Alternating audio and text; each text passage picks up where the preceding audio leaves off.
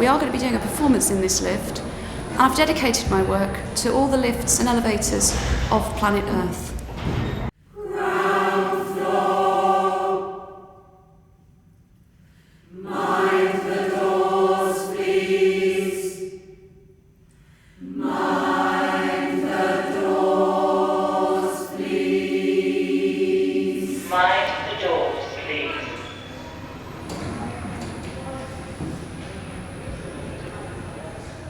A massive thing that I'm really interested in is music, background music, and how we experience it and how we ignore it. And it's supposed to be ignored. It's written to be ignored. But anything can be background music. It's not genre specific anymore. Music was a specific corporation, but it's now used to describe anything that's just background music that's there. I'm really interested in how we listen to music and how we assign value to music based on where we listen to it. And you'd normally expect to see a choir in a concert hall.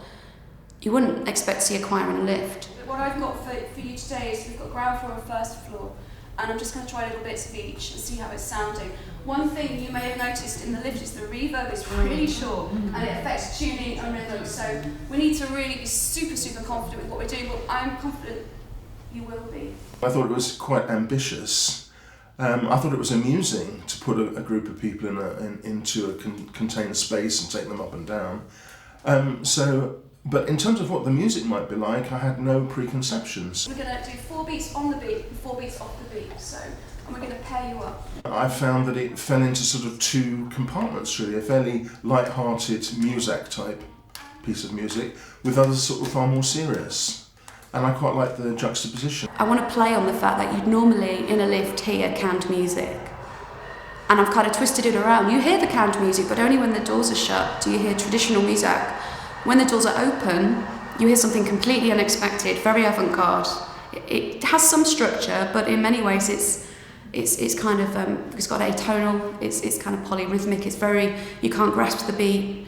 I think it kind of symbolises what's going on in here. You're going to have to turn that part of your brain off that's telling you to go on the beat. And with any kind of rhythms that are layered, that are called polyrhythms, where you've got a 3 and a 2, you've got to get to the point where it's just really second nature. It may appear to sound simplistic, but in fact, by following those rhythms, you've really got to keep good timing.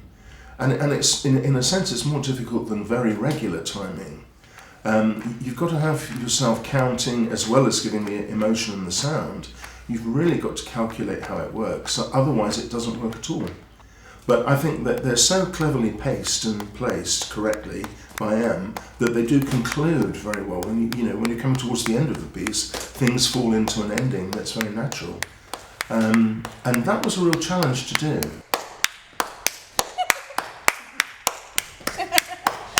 So, shall we? That was really good. Brain, it's like that. I'd like you to pair up with someone.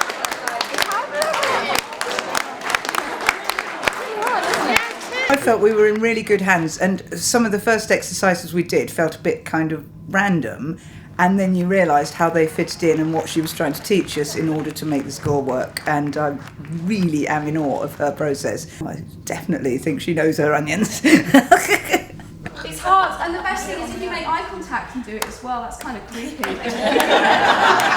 Yeah. The time that you have to hang on is very, very extended in the piece, particularly in the first piece. It's a long piece of work, and you've got to count. You've got to count. You've got to have your wits about you so that you don't muck it up, really. I always like something that's a little bit different. I like doing things that scare me a bit. She basically gave an open call for singers to come and take part in this bonkers project that she was doing. Fantastic. Sounded like lots of fun, lots of singers needed. So yeah, I just thought it was a really good thing to do. I remember going to the first one and she was putting words up on the screen and everything, and I thought, oh, I don't know if I can do this. The choir are singing, in parts they're singing actual music, but only when the doors are shut. And then the rest of the choral work, the performances where the doors are open are really avant-garde. 1, 2, 3. We'll be playing games with elements of the rhythm to make it more fun and for people to really soak it in. Because a lot of the work is going to be done on their own. They have until the 3rd of January to memorise the entire thing. You do 15 of those. I don't particularly think I'm a very good singer, but I really enjoy doing it. So, what I love about doing it in a big group is you don't have to be a brilliant singer. It's just part of being in the big group, which is so lovely. Okay. I want to start learning some of this piece. Bow. So we've got to sing. Bow. Bow. Let's try not to do the head.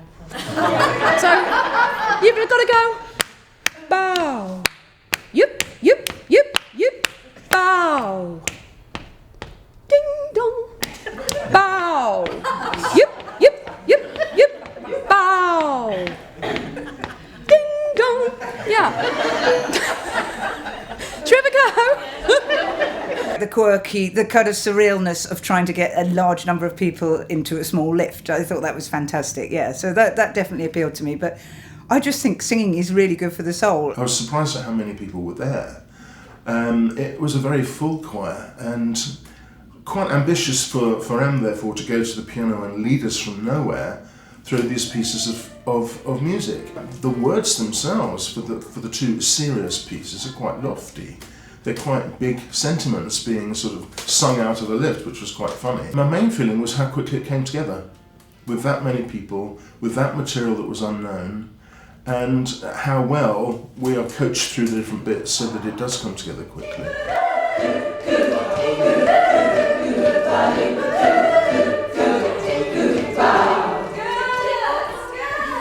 I'm a typical mature student. I will do my homework, and I did it. So I knew what I was doing and I knew what I was singing, but once you actually got in that lift, if you didn't know what you were doing, nightmare, because you've got somebody singing two different parts either side of you. You got to know what you're doing. So I don't like to be unprepared. Just skip a beat for a breath or you'll die. So, because you go, and you are doing that for quite a while. So, yeah, and don't put too much, it is marked as quiet, so you don't need to sing it really loud. You'll find you get into a meditative state eventually. I did when I was recording the parts for it. It's quite nice, actually. At first it was just clapping and rhythms and so on with no reference to music, and that did work, I think, because you realise it's like watching waves come in. You can sort of see when the next one's coming, and you do get used to it. It's all very Austin Powers. And then the second one is completely different. I put some words behind you. Trapped in a tiny room where time seems suspended. A thought, a space, a time, a place descended. When I first looked at the score, I was going to say, I don't think I can do this. It wasn't so much hitting the notes, which was a challenge for me, because I'd sort of volunteered to do high soprano, which I can do, but it's a bit of a stretch. Something about singing that high makes you feel quite high, so I really enjoy that feeling. It was because there weren't many words, there were just sounds. I couldn't work out how I was going to learn it. I really totally didn't think I would ever learn it, and I was going to say to Em, oh God, I just don't think I'm going to be able to do this. So I'm so glad I did. It was such a sense of achievement, but it was quite hard.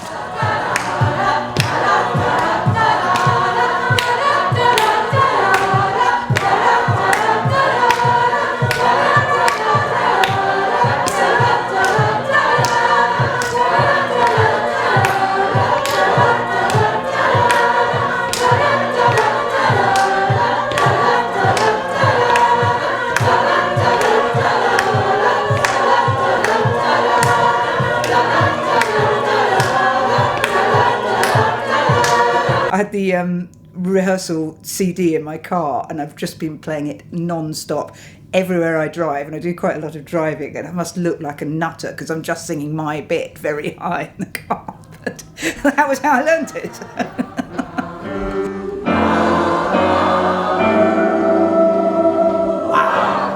It's so complex. I mean, even she had to agree that it was maybe a little bit too complex for us in parts, and she had to kind of simplify it for us. Oh, beautiful. The ability to sort of create that out of nothing, that sort of complicated, and just envisage that in your brain. This is the part of artists that I don't get, is being able to encapsulate that and just, bring that to bear from your brain. It's just amazing. No, actually, I prefer it on the one. So you keep going just a little bit longer. Right. Yeah. When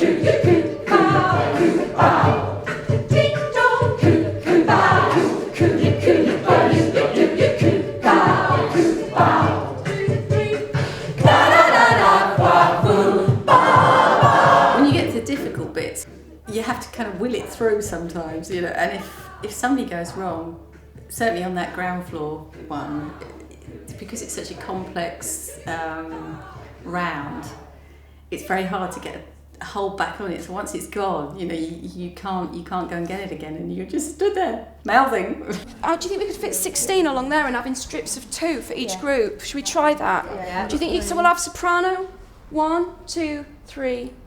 Tenor 1, tenor 2, alto 1, alto 2, basses. Should we try that? Yeah. But can you order yourselves in height? Have fun. I'm just going to watch this. I'm just going to watch. I wonder if we should do it vertical lines. Then yeah, we could do it. Yeah. Guys, can you just stand facing me? Can you raise your hand if you're in the front row? We're going to do this in rows. Second row, third, fourth, fifth, sixth, and is there a seventh?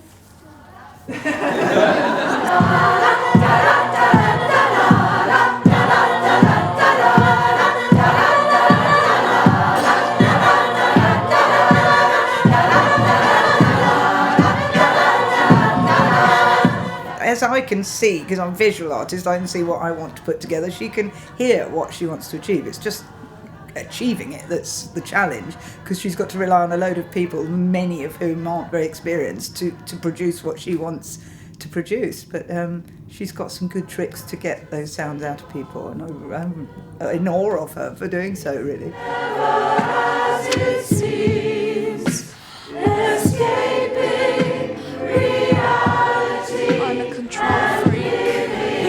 Control freak.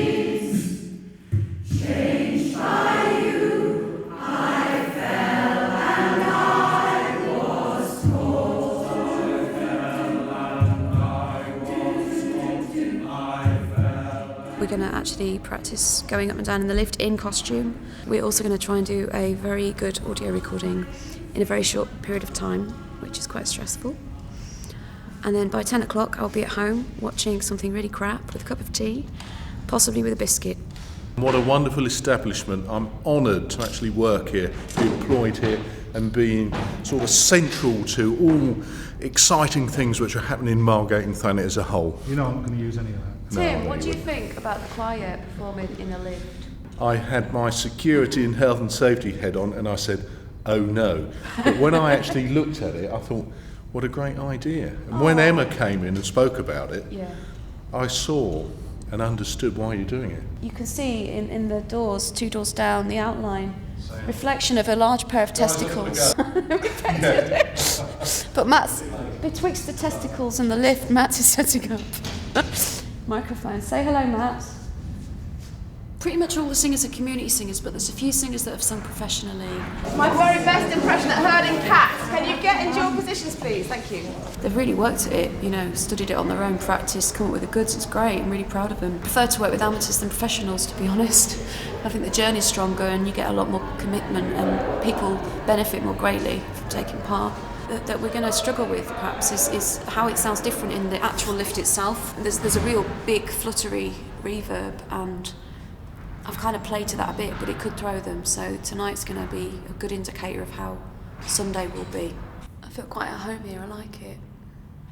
Means a lot. Always wanted to be in a choir, and I said look round and I saw this advert. Surprised myself, actually. I'm so glad that it's made me feel more younger myself. I feel like I'm doing something instead of just sitting in the door, disappearing into the settee.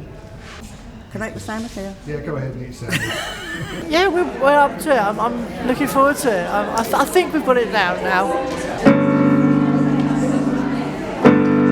Right, everyone. I I knew as a piece of music it quite clearly fell into place very quickly, but whether it would work as an installation was the sort of big question mark, and why it was worth doing, because it seemed so different. Doors closing! Mind the doors, please. Stay straight-faced, don't talk.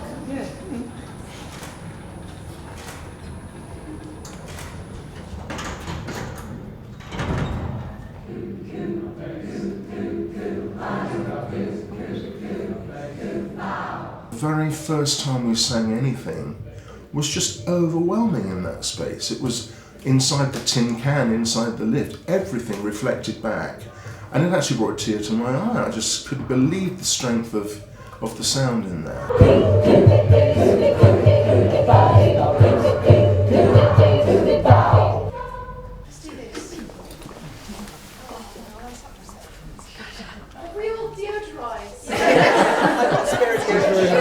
And this way, because in that lift, if you've not deodorised, we're going to know about it. And let's just go, mwah!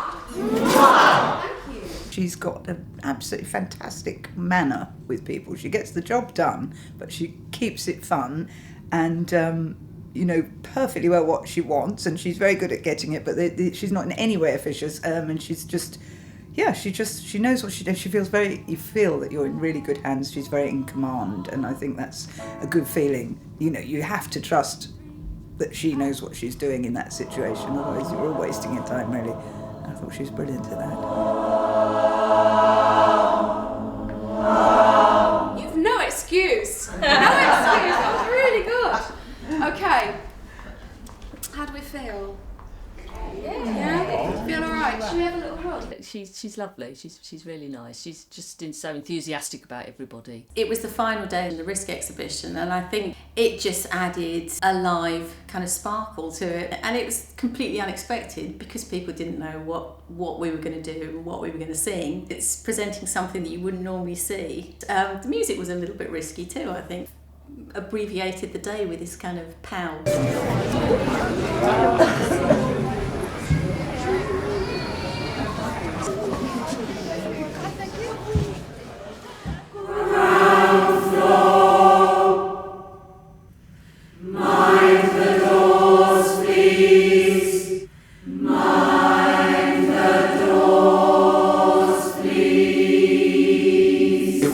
See that there were people there, because you could have been making all the effort for nobody. So to actually see people there who were, some of them set up and almost with their sandwiches for the show, they knew what was coming, but other people who'd gone to they were just there on spec. So there were people that didn't know it was coming along, and I think that's a nice mixture.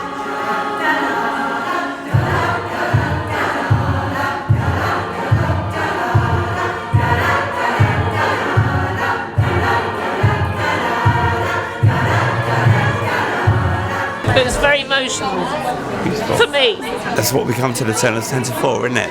For something different, for some art, some beauty, some music, and I think that this performance encapsulated all of those things. Absolutely wonderful. Seemed like a bit of a metaphor between the harmony of wanting to be together with people and a discordant feeling of being too close and squashed in a lift. It's unique. I've never seen anything. It's very quirky, great idea, very interesting. It was very good to watch. Sounded fantastic.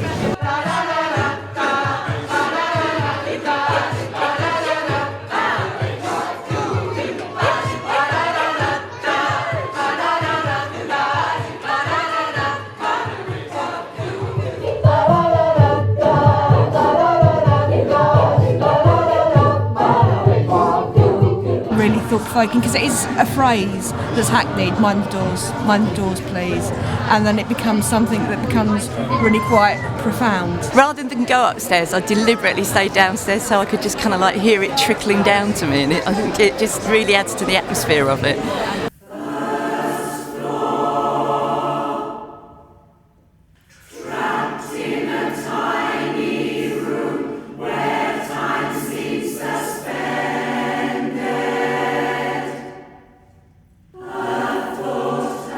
Space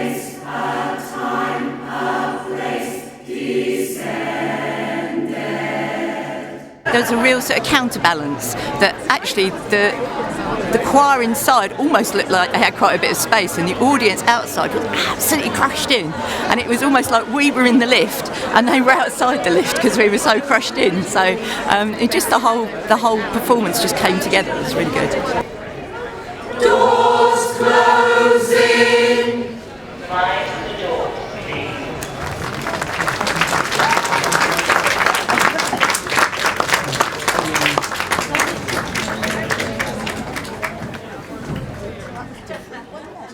I really do think it was a privilege to work with her. It's great. Top bird.